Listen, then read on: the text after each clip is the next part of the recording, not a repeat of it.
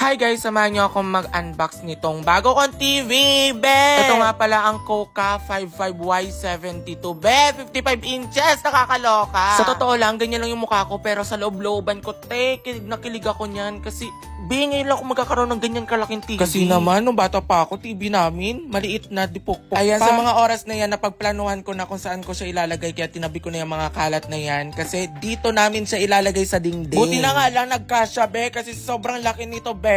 Diyos ko, parang may sinihan na kami sa bahay. Tapos yan, unti-unti ko na nakikita yung TV, be. Mas lalo akong kinikilig, be. Oh my God, ang laki. Biruin nyo, 55 inches. Grabe talaga ang Koka Philippines. Tignan nyo naman, ang kinis, loka. So ayan, inaayos na nga nila kasi dyan namin ilalagay yung TV. And 1, 2, 3, tcharan! Nalagay na namin. Ang maganda dito sa TV na to kasi Google TV na siya.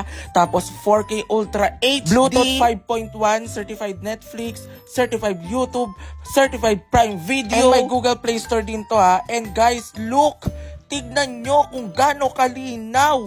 And isa pa to sa natuwa ako kasi certified Google Assistant Voice Control. Ayan, nagsabi nga lang ako sa may remote ng magpakailanman. Tignan nyo naman, oh. Pasok, diba? Ang bilis. DTS sound din siya, guys. And guys, Chromecast din siya. Ayan, pwede mong i-connect yung phone mo. Tignan mo, di ba? Kaya kung gustong-gusto nyong manood ng movie na nasa phone nyo lang or magre-report kayo, tas ganyan yung TV nyo sa school ninyo, pwedeng-pwede nyong i-connect yung phone nyo. Tapos ayan, sinubukan ko manood, be. Na-enjoy ko talaga para ako nasa sinihan, be. And guys, pwedeng-pwede nyo rin tong gamitin sa monitor, sa mga computer, ganon. And guys, sa Wi-Fi naman, pwede nyo rin siyang i-connect sa 2.4G plus 5G.